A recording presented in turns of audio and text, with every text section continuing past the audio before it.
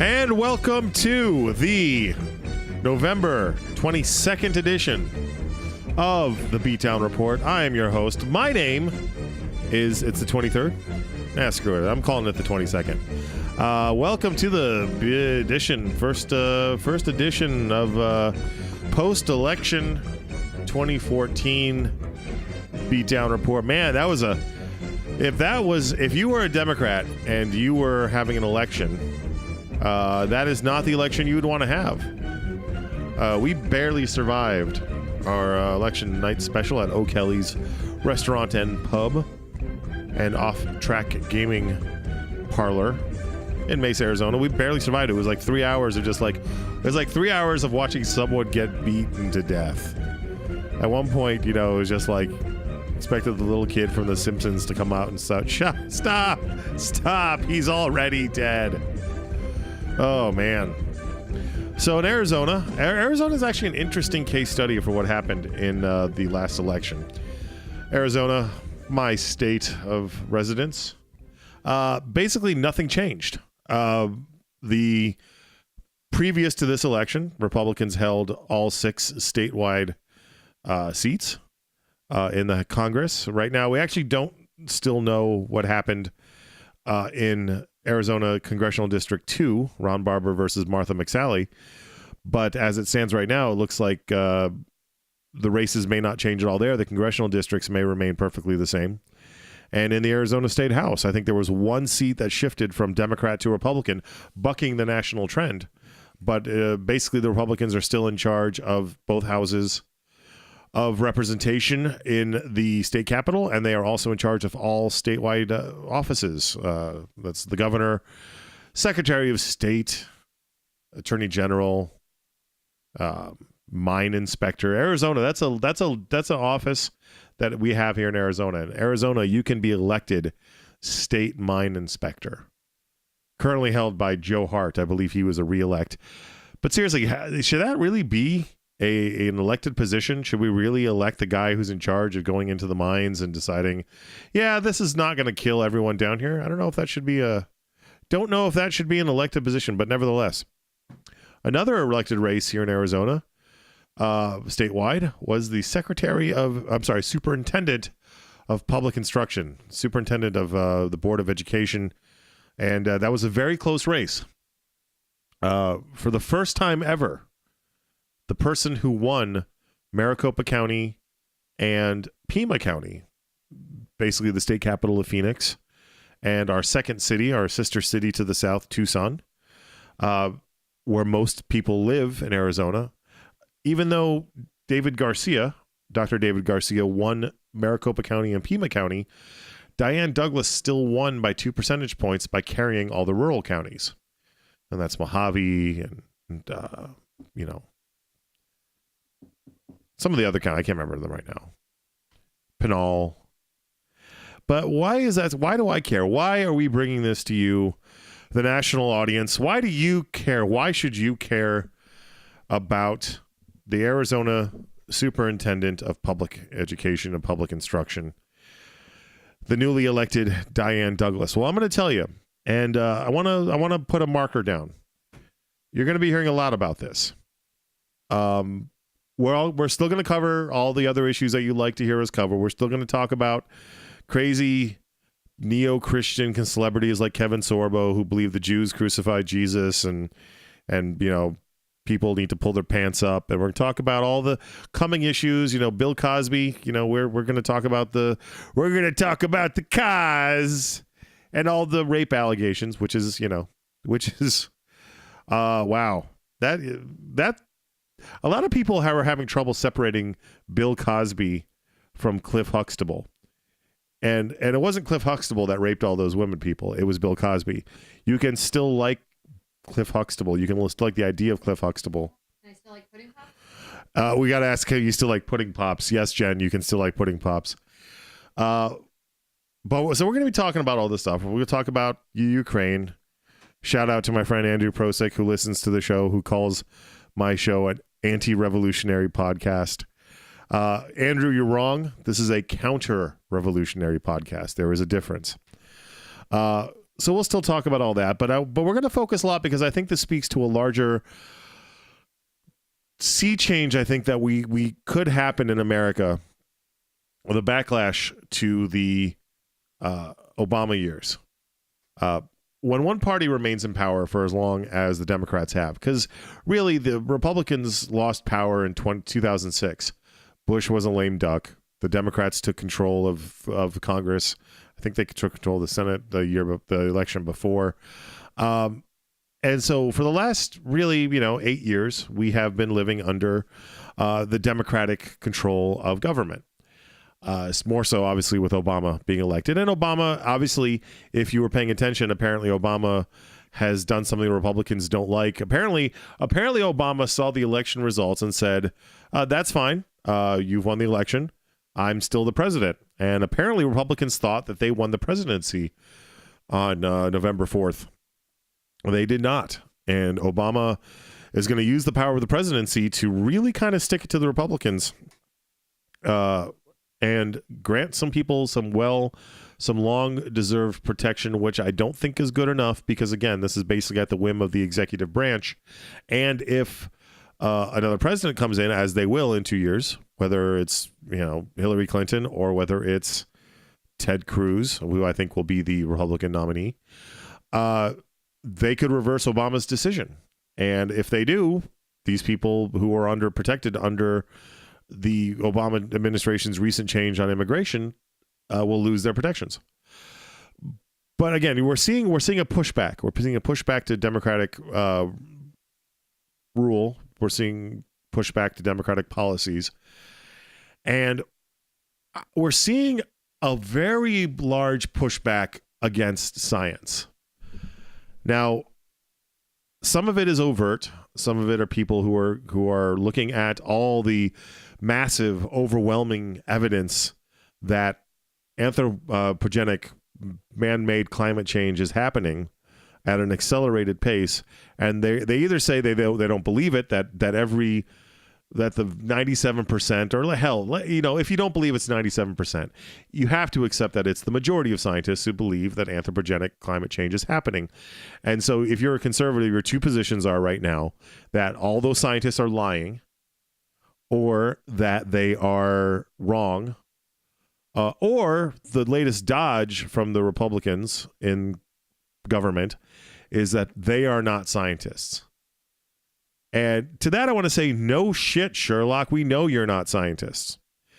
We didn't elect you to be scientists. We elected you to listen to scientists and then craft policy based on what these scientists are telling you. Now, Diane Douglas.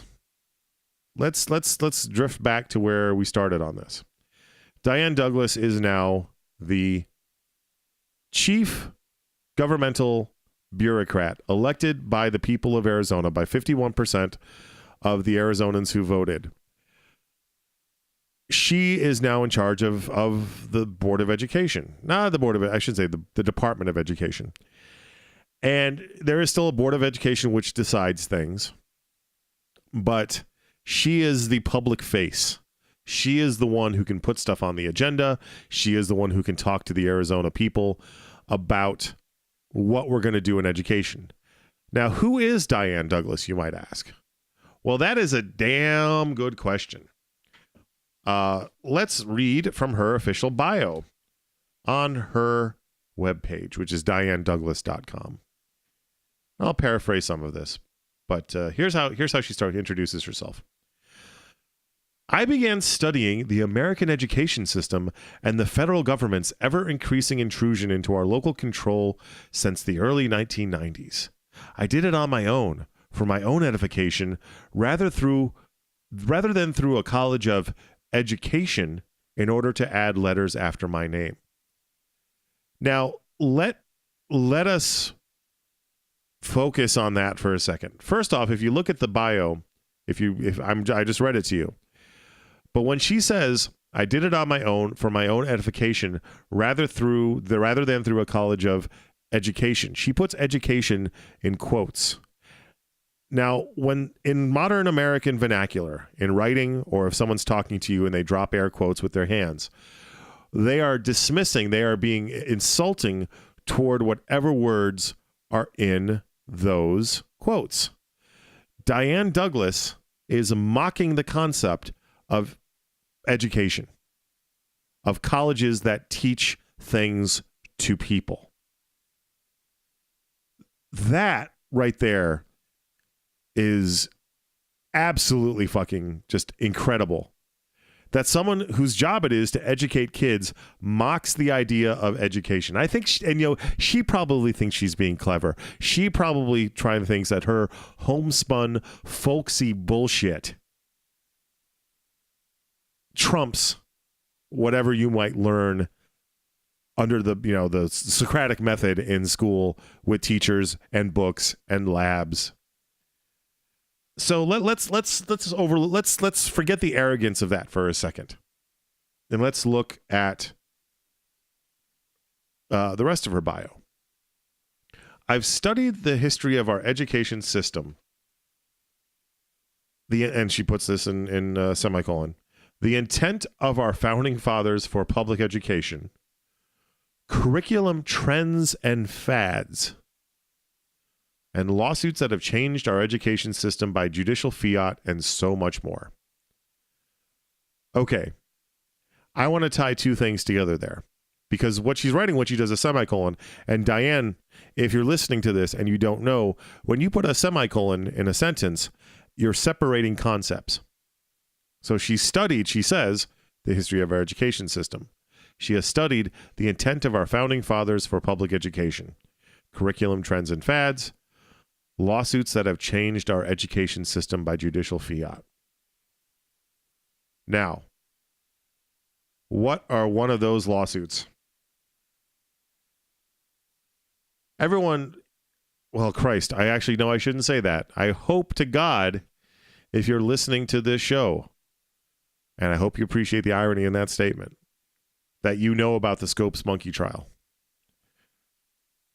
Just to sum it up, what it was that there was a trial back in the 1920s, which was dubbed the trial of the century, before OJ, killed those people and the subsequent trial. But the trial of the century back in the 20s was the Scopes monkey trial. And what it was that John Scopes, a teacher in Tennessee, was violating Tennessee state rule by teaching the Darwinian theory of evolution. Now, if you don't know what the Darwinian theory of evolution is, real freaking quick, it's basically that gradual change over time leads to speciation, meaning there's a common ancestor for everything, and that this common ancestor split off into many varying things, and that's why we have monkeys, and that's why we have people, and dolphins, and whales, and sharks, and voles, and all the other little awful creatures that roam around the earth.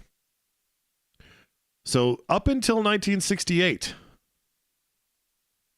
there was many states that taught you could not teach evolution in the form of Darwinian evolution. You had to teach that God created life, that the earth, which ties into young earth creation, is that the earth was 5,000 years old, and people thought it was good. Now, the 68 was the court case that was at the Supreme Court, which changed all that, and that was Epperson versus Arkansas. Basically the court supported a district court ruling that a 1928 Arkansas law violated the Establishment Clause because it prohibited the teaching of evolution. This was a change in public policy for the state of Arkansas that was by judicial fiat. Now let's go back to the Founding Fathers. The Founding Fathers, for the most part, were those that were religious. And, there are a lot of them that were of the Christian mindset. Diane Douglas is saying that on her own, because she didn't go to a college of education. Oh no, education. Oh my God, those Ivy Tower elitists with their Chardonnay and their books and their education. Oh no, Diane Douglas didn't go to one of those schools, motherfuckers. She studied at home where I'm sure she got a diverse array of books from a wide variety of concepts and positions. And yeah, right. What Diane Douglas did is she read books that supported her previously held point of view to further articulate her previously held point of view. Diane Douglas, I would bet good money, did not challenge herself by reading, say, the book of the Descent of Man by Charles Darwin that taught evolution.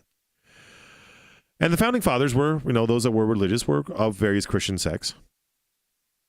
So if they believed that the earth was 5,000 years old and that God created everything in its present form, and it was judicial fiat that changed how we look at evolution in public schools, Epperson versus Arkansas.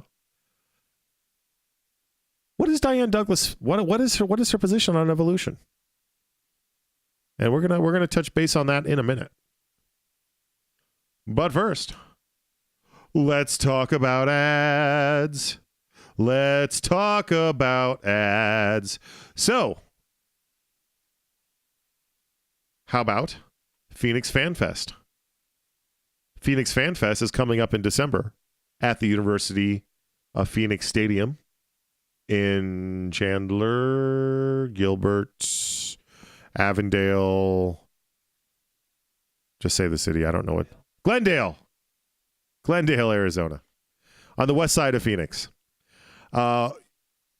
It's going to be coming up there, and Brick Cave authors will be on hand to autograph books just in time for the holidays. And you might be saying, Klute, books? What kind of books will be there? Well, why didn't I tell you that? How about The Healer's Legacy by Sharon Skinner? Now, let me give you a brief synopsis.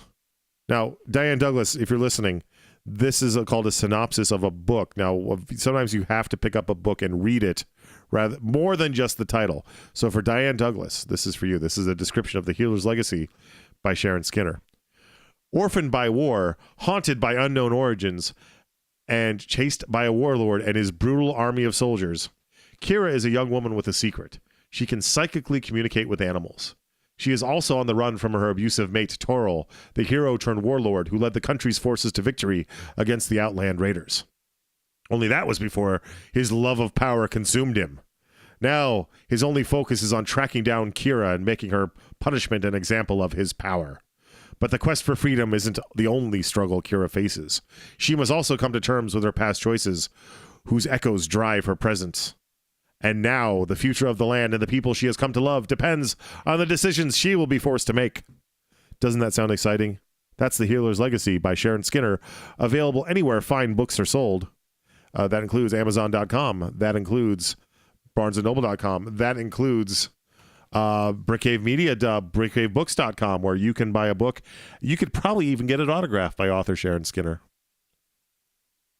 And you can meet her in person at Phoenix Fan Fest in December in the city of Glendale, Arizona's University of Phoenix Stadium, where the Arizona Cardinals are playing. The Arizona Cardinals, how screwed up a world do we have to live in where the Arizona Cardinals are the #1 team in football?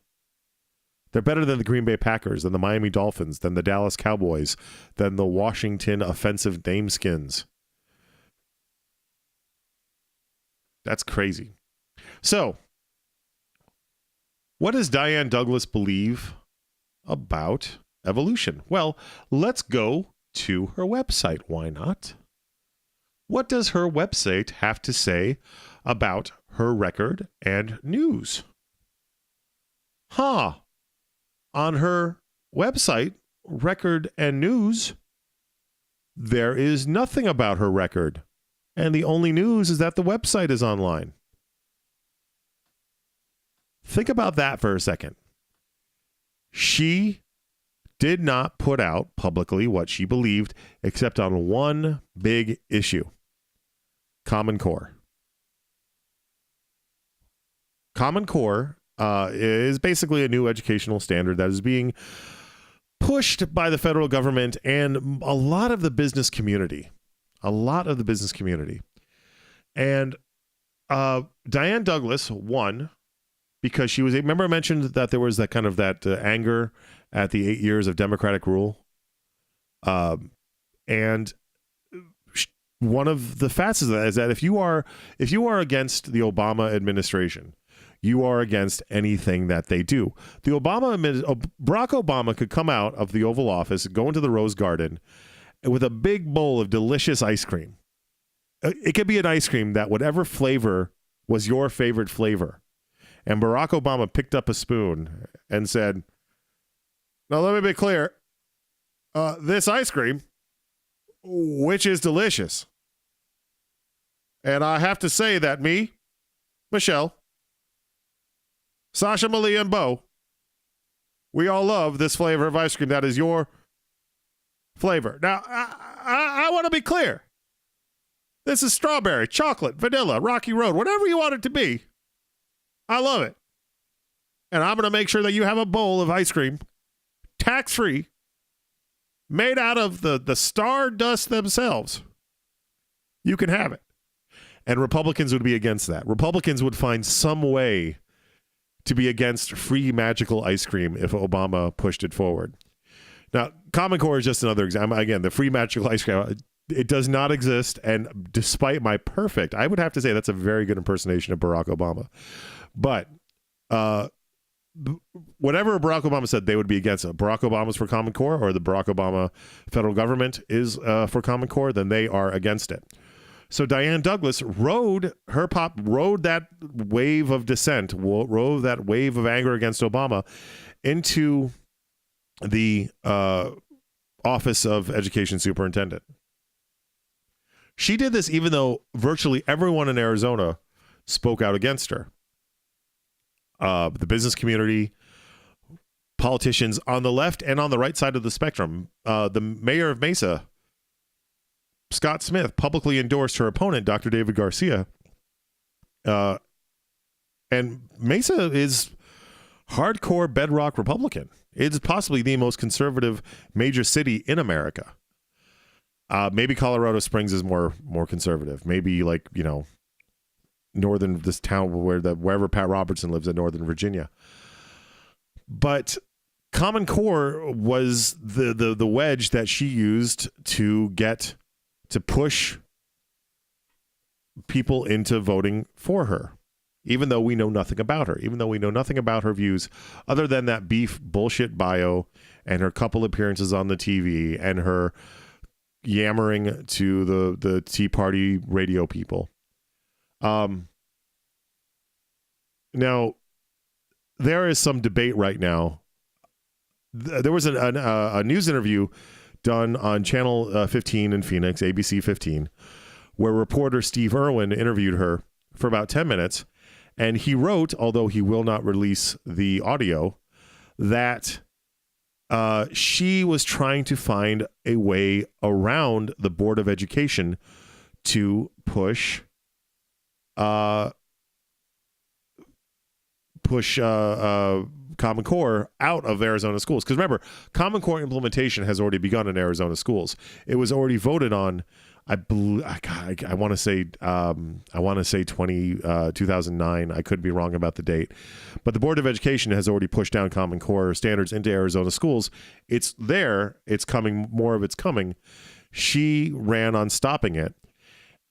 She says that she never stated that she could single-handedly remove Common Core from the schools.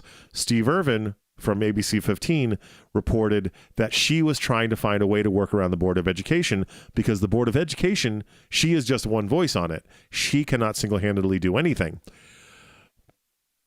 So she then amended her statement, or she always said, depending on who you believe, and quite frankly, I don't believe Diane Douglas, but she said that she wanted to work with various people in the Arizona state government. Two of the people that she mentioned specifically were State Senator Kelly Ward.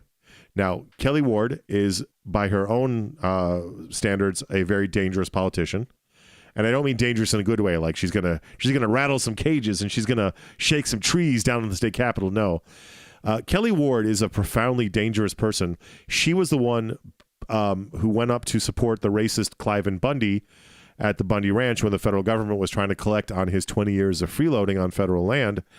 She also held, at taxpayer expense, a symposium to discuss whether or not shadowy forces are spraying dangerous chemicals through airplanes over the state of Arizona and the rest of the United States. She's better known in Arizona as Chemtrail Kelly, because she decided that we desperately needed to get to the bottom of this chemtrail business, because the New World Order is spraying us with chemicals that will either endummin us, which maybe it's working because endummin is not a word, and I'm saying words that aren't real, or sterilize us, which that doesn't make any sense, because if you wanted to be an evil shadow government, you'd want as many people to rule over as possible. But we didn't get to the bottom of it. Chemtrail Kelly did not get to the bottom of what was happening in the skies over Arizona, why these clouds mysteriously appear after planes travel. But those, and Doug Ducey. Now, Doug Ducey is Arizona's new state. He's our new state ice cream man / governor. Remember I mentioned the magical bowl of ice cream? Doug Ducey actually ran on magical bowls of ice cream. One of his things that he introduced himself to the Arizona public was he was like the president or chief financial officer or some big muckety buck at Cold Stone Creamery, which, by the way, Cold Stone, they have the Shark Week ice cream. But for my money, if you're going to get ice cream, go to Baskin Robbins. This month, you can get daiquiri ice, which is my favorite flavor at Dunkin' Donuts, at Baskin Robbins. Daiquiri ice. It's non-alcoholic.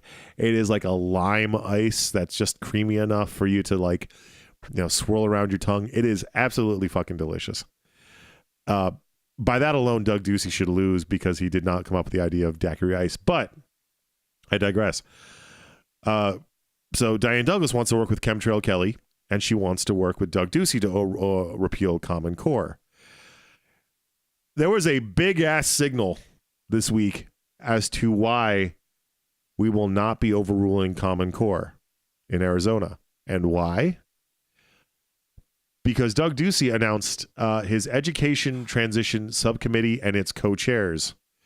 One of them is Matthew W. Ladner, who is an education consultant. And the other one is Lisa Graham Keegan. Now, Lisa Graham Keegan, if you don't know, was a former... She basically had Diane Douglas's job back in the late 90s, early 2000s. I may be getting the dates wrong, but I think I'm right on that. And both Matthew Ladner and Diane Douglas are for Common Core. So if Doug Ducey wanted to push Common Core out of Arizona schools, he's going about it on a real reverse psychology path. Why would he appoint two people who support Common Core to his Educational Transition Subcommittee? That is a damn good question, and it poses a problem for Diane Douglas. Because if Diane Douglas is against Common Core, and one of the major players that she needs on her side to repeal Common Core is appointing people who are against her, basically, where does that leave Diane Douglas? Well, that leaves Diane Douglas alone holding a bag of shit called her campaign. So where do you go? If the only issue that you campaigned on looks to be on its way off the radar of the one person who can really help you move it through, Diane Douglas is in a bit of a pickle, if you will.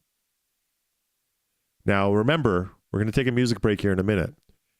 But remember, Diane Douglas studied, I'm putting that in air quotes, the Founding Fathers and their beliefs on the education system. And she studied judicial fiat rulings which have changed the educational path in this country. I mentioned Epperson versus Arkansas. We're going to talk about Kitzmiller v. Dover. Thank you for listening to Brick Cave Audio. When you have a moment, we'd like you to visit our other sites, including brickcavebooks.com, where you can learn more about We Over Here Now, the latest book of poetry from author Scott Woods, available on Amazon from brickcavebooks.com. Hey there, this is the Klute. Did you know that podcasting is not free? I know, I was as shocked as you are. But did you also know that you could help us keep podcasting going by making a donation to Brick Cave Audio. How do you do that? Go to brickcaveaudio.com. Click on the PayPal link, and you can donate some money to help us keep podcasting going so you can continue to hear great shows like What Are We Doing Here?, The Beatdown Report, and the Brick Cave Bookcast. Consider a donation of any sum. We'll appreciate it, and we'll keep on bringing you the quality programming that you love. Thanks. Please donate. All right, we're back. And evolution, which Darwin wrote about in Origin of the Descent of Man, Origin of Species. Or actually, Origin of Species. I think Descent of Man was just something that he proved. But in Origin of Species, he proved that, basically survival of the fittest. And so you just heard me talking in a pre-recorded ad. Survival of the fittest is the Beatdown Report. Where's the Brick Cave Bookcast now? Where's What Are We Doing Here Now? They're dead, and I'm the only survivor. I am evolutionarily superior. All right. So we talked about how Diane is left holding the bag. Diane Douglas is left holding the bag with Common Core because it looks like if Doug Ducey's transition appointments are any indication, Common Core is here to stay, which is what the business community wants. And Doug Ducey, let's face it, people, he is a tool of the business community, if there ever was one. So Diane Douglas is going to need to find something else. She's going to find something new. She needs something to keep her in office because in a Republican wave year, she barely held on to win with 2% of the vote. And in 2018, when she's up for re-election, her supporters are going to say, why is Common Core still here? We elected you to stop Common Core, Diane. What happened? She's going to need to hold up a shiny trinket to placate her base. And Diane Douglas's base is the people at the Center for Arizona Policy. Now, if you don't know who the Center for Arizona Policy is, it's run by a woman now by the name of Kathy Herod. And Kathy Herod had this puff piece on Channel 12 News with Lynn Sue Cooney. And it was basically, if there is a source of evil in Arizona, like a reverse fountain of youth or a Pandora's box that can't be closed, it is Kathy Herod. She was responsible for pushing many laws in the state, most prominently SB 1062, which, if you remember, was a law that basically stated that you could discriminate against members of the GLBTQ star trans community if you had a strong religious objection to things like being a trans person or fucking out of wedlock. Like, let's say you were a hotel owner and you wanted to not tell people that they could use your hotel if they were unmarried, SB 1062 would shield you. If you wanted to say, I don't want to bake you a wedding cake, you horrible gay people, SB 1062 would protect you. So that's Kathy Herod's legacy. Kathy Herod has pushed a lot of really terrible legislation in the state of Arizona, and it's all been for Jeebus.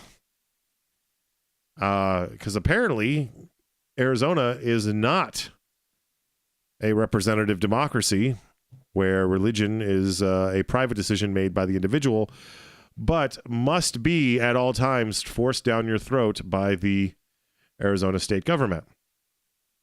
Now, maybe you think I'm reaching. Maybe you think, Klute, Diane Douglas, she's not owned part and parcel by the Center for Arizona Policy.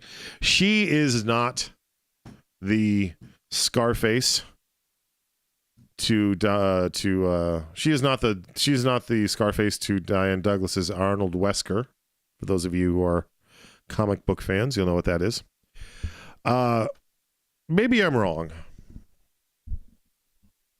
Well, let's go to the Arizona Center for Arizona Policy azpolicypages.com, which lists all of Arizona's what they want to accomplish. Did you know that Arizona's science standards are actually pretty cool? I was actually really surprised to know that. Arizona's high school science standards, they have many concepts that they cover here. Concept 4 that students are supposed to be sufficient in by the time that they graduate is biological evolution. And it is unambiguous. Concept 4, biological evolution. Understand the scientific principles and processes involved in biological evolution. And then it lists all the things that students must understand. And the 5th point really nails it down. Analyze how patterns in the fossil record, nuclear chemistry, geology, molecular biology, and geographical distribution give support to the theory of organic evolution through natural selection over billions of years and the resulting present-day biodiversity. This is not up for debate in the Arizona Department of Education science standards. You can't get, I mean, you could get Richard Dawkins to write it, and he probably couldn't write it any differently than that. Billions of years. Fossil record, nuclear chemistry, geology, molecular biology, geographic distribution, organic evolution, natural selection. All of that's like, I just remotely gave Neil deGrasse Tyson a boner with what I just said. This was voted on back in 2005. 2005, and this comes to us from the Arizona Republic, January 30th, 2005, in an article titled "Evolution Feud Back in Schools: State Science Education Standards Aim for Dialogue on Differing Life Theories." But it really doesn't.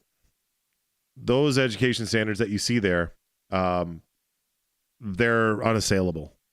There's no mention in them of any kind of alternate theory, not Lamarckian evolution, not intelligent design, and sure as fuck not creationism.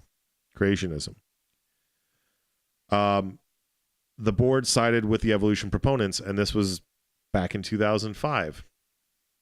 Actually, they were approved in 1998 and then rejiggered a little bit, pushed out in 2005, but they didn't change. Now, there was a man, and I don't know if he's still around, Walt Brown, the director of the Phoenix-based Center for Scientific Creation, which I have not heard of, and I've been in Phoenix for 14 years. But apparently in 2005, it was a thing. Complained that discussions are highly unlikely because the state science standards do not explicitly call for teachers to address the evidence for and against creation. Which, thank God.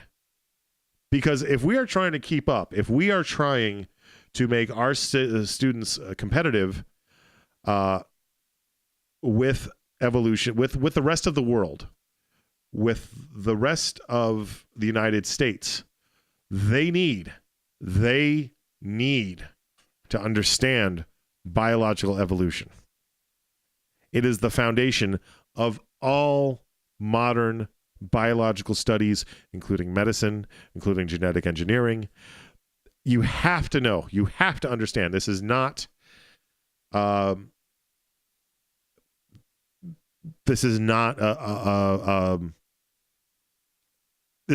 for debate. The science is settled. You, conservative listener, can say out there, oh, the science isn't settled. It's like global warming. No, fuck you. The science is settled. There are no reputable scientists who don't believe in Darwinian evolution. And, then they'll say, oh, but, science always changes. I mean, back in the day, we believed, that the earth revolved, or the earth was the center of the universe and the sun revolved around the earth. And now we know different. Yeah, we know different because we pushed religion out of the science classroom and we realized that earth is a fairly insignificant dot of dust in a much larger, gigantic universe that passes by. We are the mote in God's eye. We are unnoticed by creation. And I know that's scary, but guess what? That's what it is, folks. Deal with it. All right, we're going to take another break here. We're going to take another break to satisfy our business-driven agenda. I want to offer you a chance to buy a great book of poetry. A great book of poetry by Arizona poetry legend Bill Campana. Who is Bill Campana? A poetry tour de force, Bill Campana has done what few poets could ever dream of in writing sharp, entertaining poetry that doesn't cater to anyone but is enjoyed by all. A veteran of the 1990s poetry slam movement, said beauty to the blues proves Bill is a writer of many styles and ideas. If in his live performances he comes at you like a machine gun of short, powerful linguistic observations, having this book gives you the opportunity to give each piece its due. So you can buy Bill Campana's Said Beauty to the Blues online at barnesandnoble.com, at amazon.com, or brickcavebooks.com. Or you can buy it live and in person at the Small Business Saturday Book Browse. Brick Cave Media, my the corporate entity, the nonprofit, right? Are we profit? I don't know. We're either profit or we're nonprofit. I don't know. But Brick Cave Media, my sponsor, invites you to the Bonnie Books Book Browse at Lo-Fi Coffee on Main Street in Mesa on Small Business Saturday.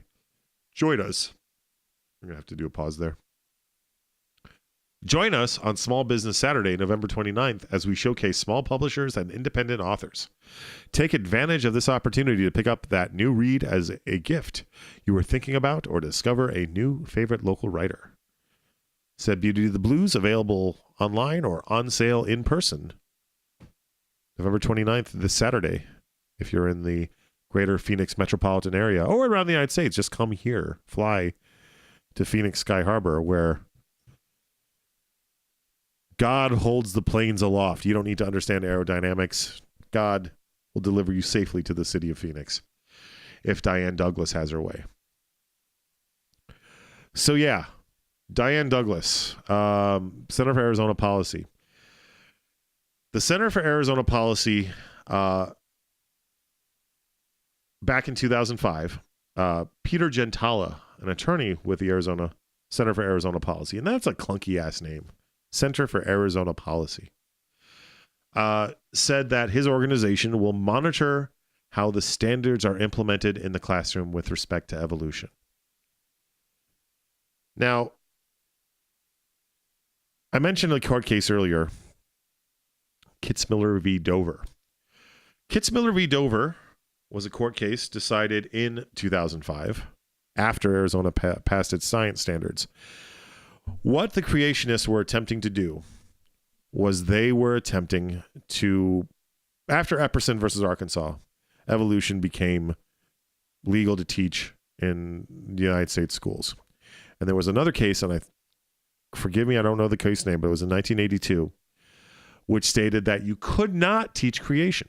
So from 1968 on, evolution was allowed. In 1982, after, you couldn't teach creation at all. So the creationists were up a creek without a paddle until they changed the name. There was something written by a member, I believe, of the Discovery Institute called the Wedge Document. It was not supposed to be released, but it was. And what the Wedge Document stated was that they could use the idea of creation science, which should be called intelligent design, to wedge, he referred to it as a tree, the mighty tree of evolution, that could be brought down by a small wedge, like an axe.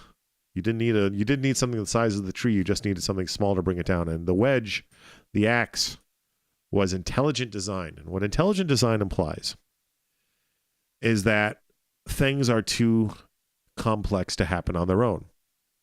Something called the blind watchmaker. It's the theorem, or not theorem, the concept that they use to explain their bullcrap.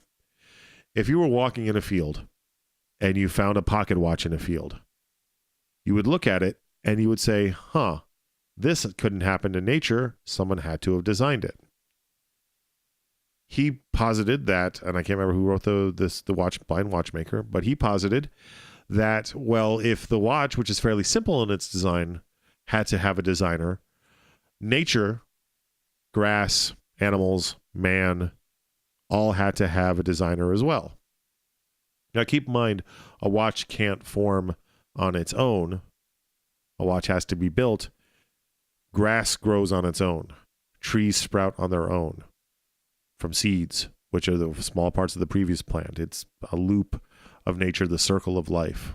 It's a very elegant and beautiful thing, but it doesn't require a designer because we've had 15 billion years of existence to make it all happen.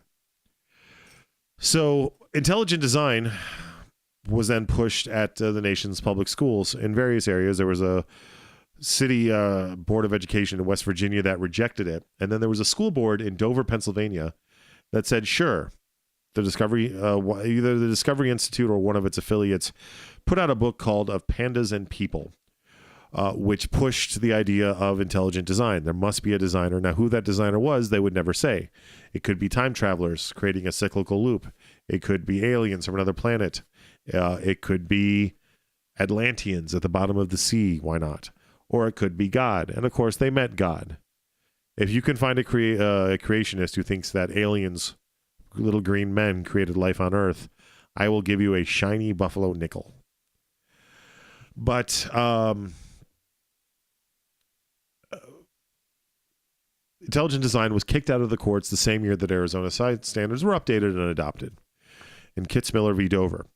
But the Dover, Pennsylvania School Board pushed intelligent design. A bunch of parents rebelled. They sued the school board to get intelligent design out of the schools. They won. Case closed. Except that it didn't go very far.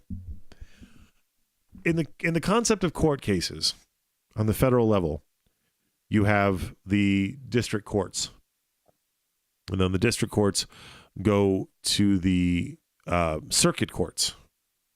I'm being very top level on this. There's obviously more to it than this. And then after the circuit courts, you go to the Supreme Court. The Dover School District, the people who pushed intelligent design were voted out of office. The new people came in and they said, we're not appealing this ruling, because obviously they didn't want it in the first place. So Kitzmiller v. Dover was only decided in a district court, which means that there is play for it to go farther. And wouldn't Diane Douglas like to be on the national news? Wouldn't Diane Douglas like to be able to say to all her teabag idiot followers that, yeah, I couldn't get Common Core done, but I'm fighting for you. I'm going to kick evolution out of the public schools. Now, here's how that would go. Diane Douglas would push a policy to change the Board of Education's science standards.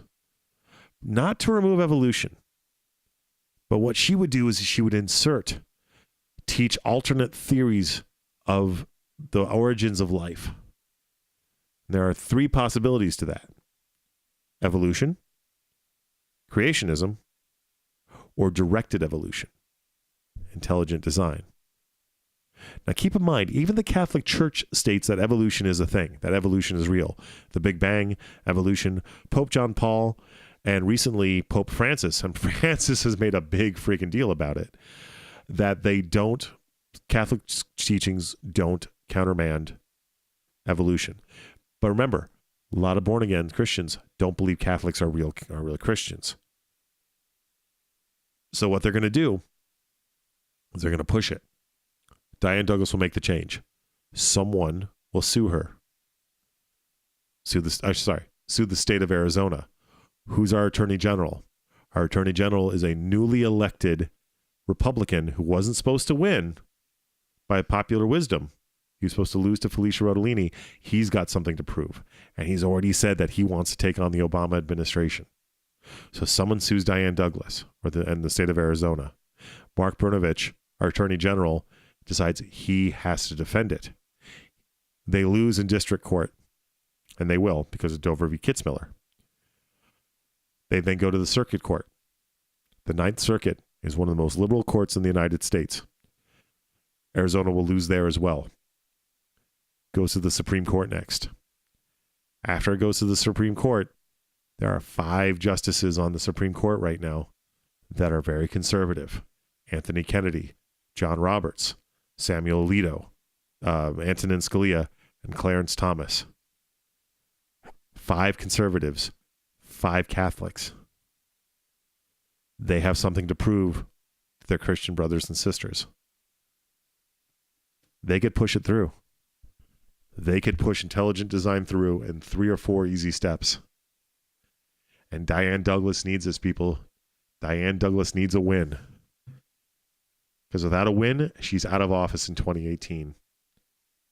Because the business community knows that they got snookered.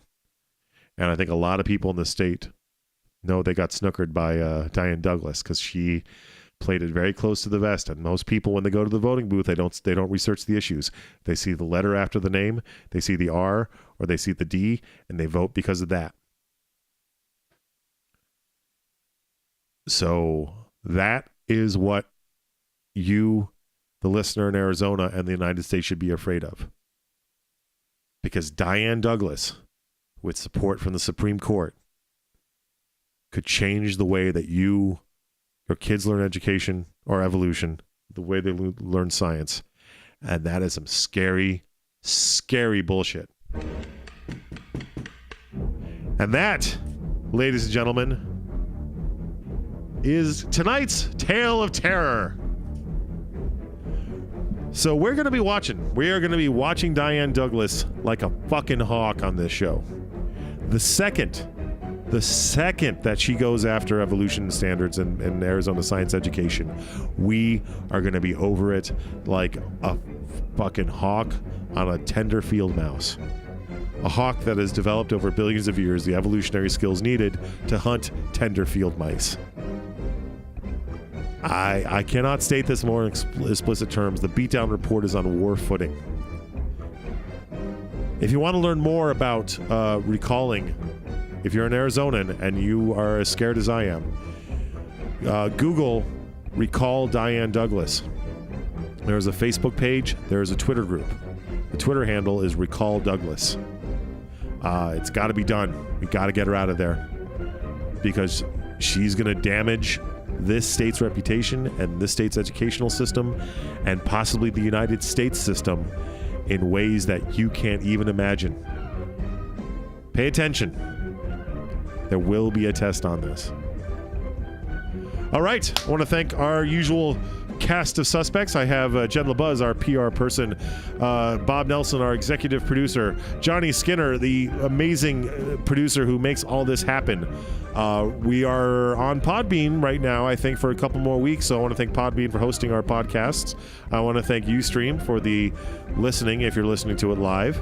I want to thank Raymond Scott for creating the beautiful work Powerhouse that you hear behind my voice.